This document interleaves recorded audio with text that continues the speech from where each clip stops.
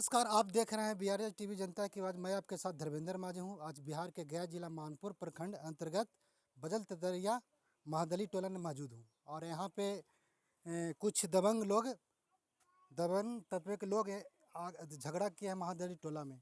विशेष रूप से बातचीत करते हैं, जिनसे झगड़ा हो उनसे विशेष रूप से बातचीत करते हैं, इनसे परिचय लेंगे।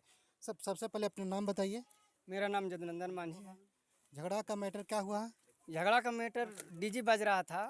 उस समय हम घर दिन थे, उसके बाद निकले इधर तक देखे कि डीजी आगे बढ़ गया। उसके बाद फिर पीछे बैक करके लगा दिया, यहाँ पर लगा करके गाना बजा रहा था उस सब।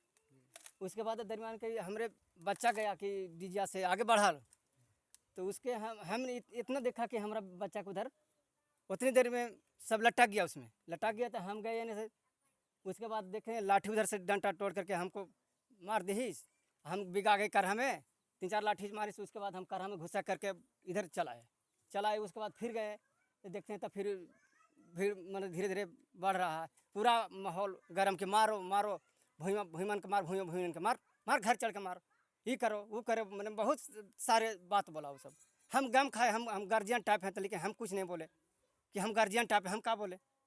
तो फिर उतनी देर में हमारा भतीजा यहाँ पर आके बाजार से आके खड़ा हुआ, तो उसको भी देखिए मार दी। हम नहीं देखे लेकिन मार दी से वो गिर गया पैन में गिर। तब उसके बाद पैन से निकला उसका कि सबको मार देगा, उसे हटाओ सबके। तो वो इतनी देर मानो फिर सब अलग अलग हो गया। उधर फिर आया छोड़ाया, फिर सब उधर गया सब। किस दिन का घटना है?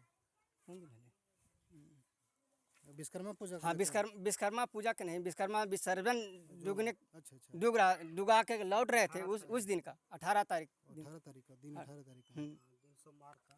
और चलिए, यहाँ पे अभी क्या नाम हुआ तुम्हारा?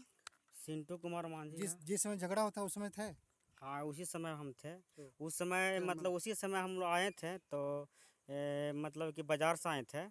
तो उसी समय मतलब कि एजा पर आए हैं तो देखे कि बाजा बज रहा था, तो कुछ लोगों ने आगे बाजा बढ़ गया। और विश्वकर्मा पूजा के था तो विसर्जन करके उन लोग लौट रहे थे। तो हमको एक भाई था जो वो कुछ माना करने गए, कुछ ये सब गाना उना रसली बजाने लगे। तो बोले कि सब जैसे चला जी, आपको कार्यक्रम हो ही गया है तो अपना चल जाइए। तो उन लोग ने आप पीछे करके बोला कि ना हम लोग बजाएंगे। उतने देर में हमको भाई को मारना पीटना लगेगा था। उसके बाद में हम भी गए समझाने के लिए। हमको दो को बात ये बोले हैं, उतने देर में हमको भी 2 फेंट मार दिया आँख में, हम फेंका गए करहा में।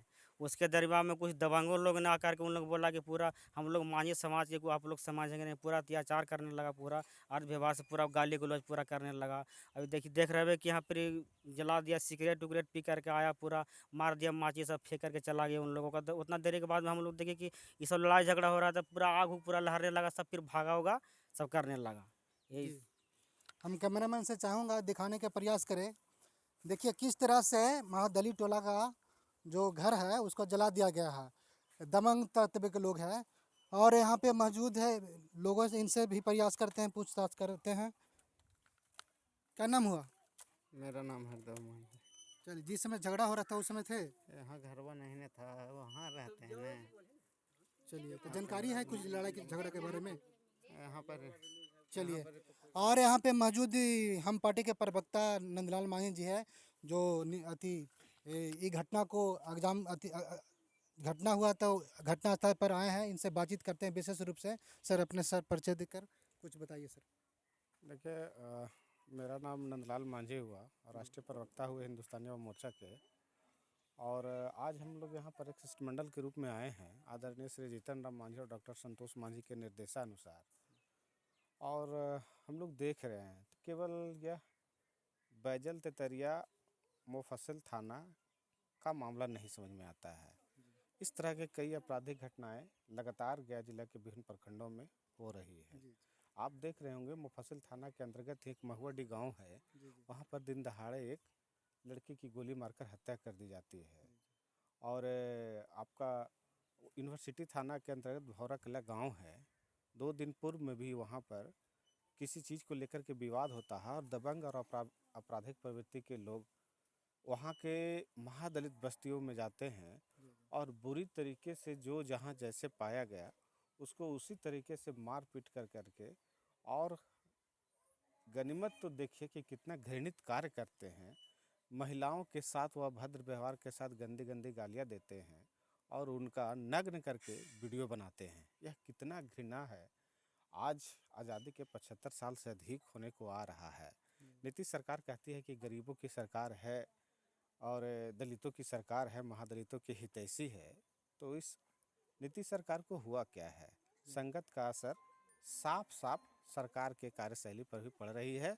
और आप देख रहे होंगे कि लगातार जो आपराधिक असामाजिक किस्म के तत्व के लोग हैं उनका मनोबल बढ़ा है, अपराधियों का मन बढ़ा है।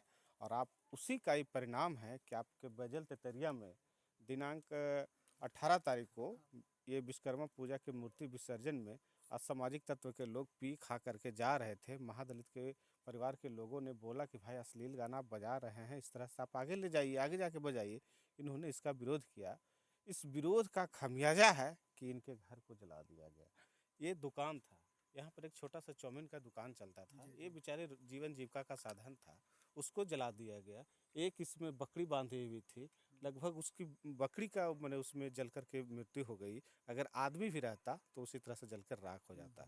तो इसी बातों से आप समझिए कि उन लोगों का मनोबल कितना बढ़ा है और आपराधिक जो प्रवृत्ति के लोग हैं वह कैसे गरीबों के ऊपर हावी है। इसका जीता जाता उदाहरण हम आपको देखते हैं। आपको टनकुपा प्रखंड के साहिल पथरा गांव में एक महिला है, उस महिला के साथ लगातार मैंने 2 बार मारपीट की घटना हुई। पुलिस वहां एफआईआर दर्ज नहीं किए। हमारे आदर्श नेता जीतन राम मांझी वहां गए, पुलिस प्रशासन के ऊपर दबाव बनाया तब एफआईआर दर्ज हुई।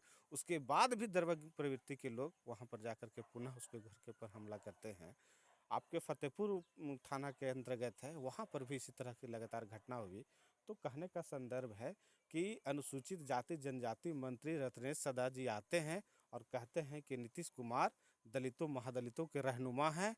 तो उनसे कहना चाहेंगे कि कहीं मौका मिले, एसी की गाड़ी से निकलने का मौका मिले तो जरा सा महादलित बस्तियों के गाँवों में कभी घूम के देख लीजिए कि इनका क्या हाल है।